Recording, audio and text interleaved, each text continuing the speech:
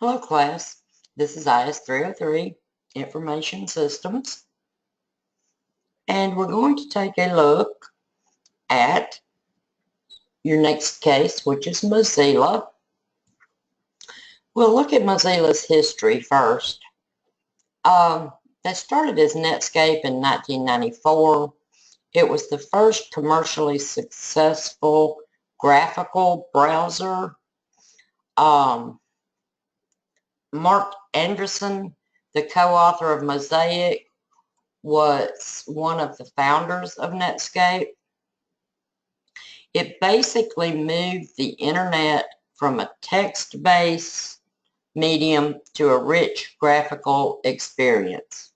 It worked on Windows, Apple, Unix, etc.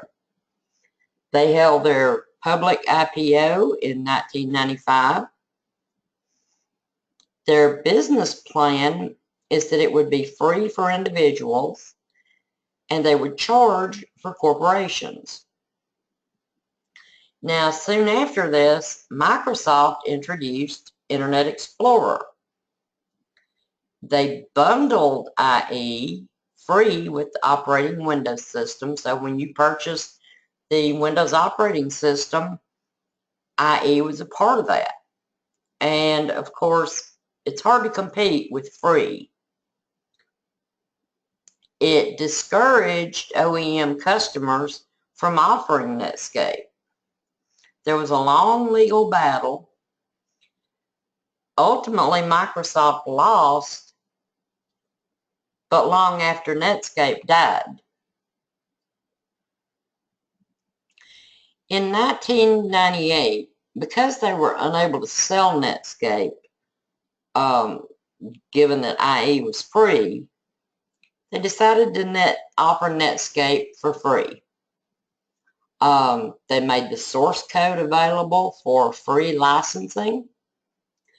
They created Mozilla.org to guide this code development. Then AOL bought Netscape basically for its fast graphics rendering engine. In 2001, however, AOL began laying off Mozilla programmers. So many people began volunteering for the Mozilla community. Some of these people were programmers, some of them were testers. And then subsequently Time Warner bought AOL.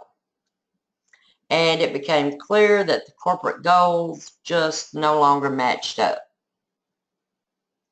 So in 2003, Mozilla left AOL/Time Warner. Now, they were able to do this through several grants and donations that they secured from companies like AOL, IBM, Sun, Red Hat, and some others. In 2004, Firefox 1.0 was released. There were 10 million downloads in the first month. They had gained 10% of the browser market within the first 16 months. They were getting great reviews. People were saying it was fast, it was more secure, it was user-friendly, and it had some pretty cool features. Now, their market share peaked in 2010. So basically, Firefox was the browser that kind of broke Internet Explorer's stranglehold on the market. It's the only mainstream open source browser. Now, I'm posting the PowerPoint online as well. As you can see, there are going to be a few links throughout that you can follow for additional information. And of course, this is the Firefox graphic. Just to give you a little bit of graphical overview here, you can see, and this is just the global browser market share. In 2009, you had Chrome was way down here, Opera was kind of trying to make a start there. Safari, early in 2009, tried to make a start, took a pretty sharp dip, then came back a little bit. Firefox and Internet Explorer were, of course, the two giants at that time, with Internet Explorer having the majority of the market. And as you go into 2010, you can see Firefox escalated.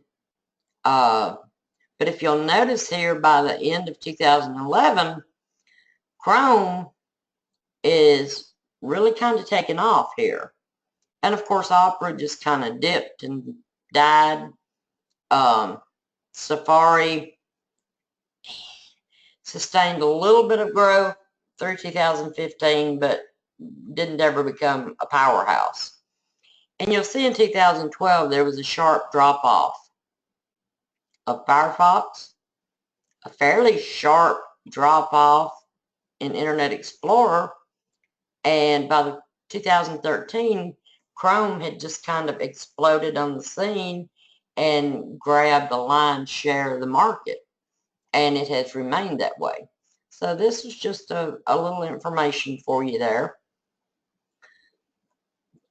Now, looking at open source software, okay, why do we need open source?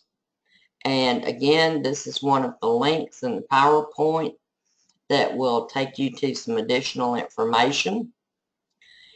In open source, the owner grants a license to use, access, modify, improve, and redistribute the software. Now for Mozilla, you've got this large community of programmers and testers, and they could openly collaborate with the Mozilla developers. But now it presented some challenges. How to lead, manage, and organize such large numbers of staff and volunteers. Firefox actually began as kind of an experimental fork of Mozilla. Now, some companies wanted to fork Firefox for their products. But, of course, these forks caused conflicts between trademark law and open source, and you could have ended up with multiple Firefox browsers. But open source distributors can contribute to the code base. They can freely distribute Firefox, but without modifications. The benefits that we see of the open source Mozilla is finding code bugs. They actually have a group called Bugzilla, and this is what they do. They search the code looking for bugs. One of the benefits is enhancing. The module developers could enhance the functionality. Another benefit was localization. Users could decide to localize this in their own language. And as a matter of fact, it's currently available in more than 80 languages.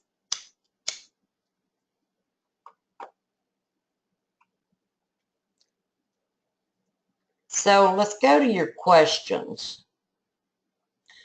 There are many benefits of the open source software model that was adopted by Mozilla, and we just looked at some of those. If you were a Kurdistan computer user, which of these benefits would be most valuable to you? A, due to a large open source community of people, software can be tested much more thoroughly than would be possible for any one company. B, a large open source community can provide greater input into the design and development process. C, volunteer programmers can supplement internal programmers by writing code for various pieces. Or D, design decisions can be driven by people's needs instead of by the market and economic factors. So again, your question is, if you were a Kurdistan computer user, which of these benefits would be most valuable to you?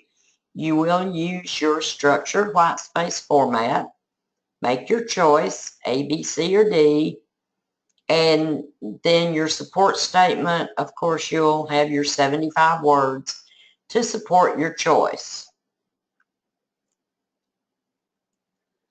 Moving on to question 2, there are many benefits of the open source software model adopted by Mozilla. If you are a normal American Firefox user, which of these benefits would be most valuable to you? And you have the same 4 options as you did in question 1. So as a normal American Firefox user, you'll make the choice as to which one would be most valuable to you. And using your structured white space format, you'll have your 75 words to support your choice. Now we want to take a look for a moment at the heartbleed bug. And y'all can Google this, you can look it up, get a lot more information about it. But the heartbleed bug was a serious vulnerability in the popular Open SSL cryptographic software library. What it was doing, it allowed stealing information that would be protected under normal conditions by the SSL TLS encryption. And it allows anyone to read the memory of systems that are protected by the vulnerable versions of OpenSSL.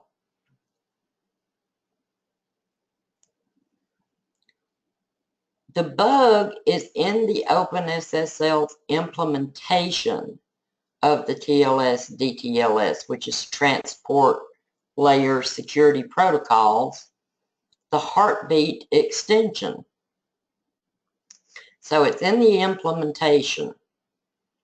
It was independently discovered by a team of security engineers, Riku, Antti, and Matti at, I cannot pronounce that company's name, Codenomicon, maybe, and also Neil Mehta of Google Security.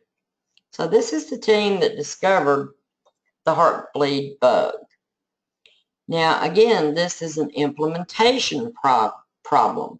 In other words, it was a programming mistake in the popular OpenSSL library.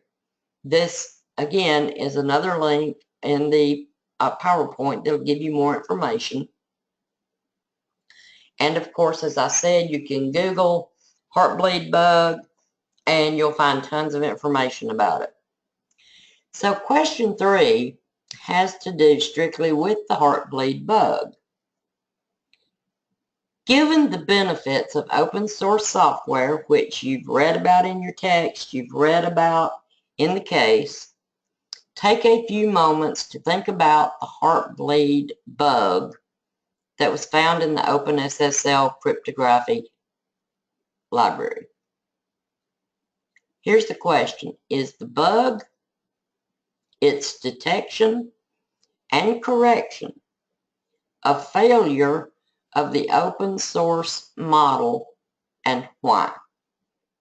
Obviously, you have 2 choices, yes or no. So you'll state your claim, either yes or no, and you'll have your 75 words to explain why you made that particular choice. So hopefully that one's pretty clear cut. And that's all the questions that you have for this case. Our question and answer time will be Monday night. So check your schedule, the Canvas calendar, or the link in the virtual classroom for the exact date and time. And of course, you join via the virtual classroom. So everybody bring your questions, and I'll see everyone there. Thanks for watching.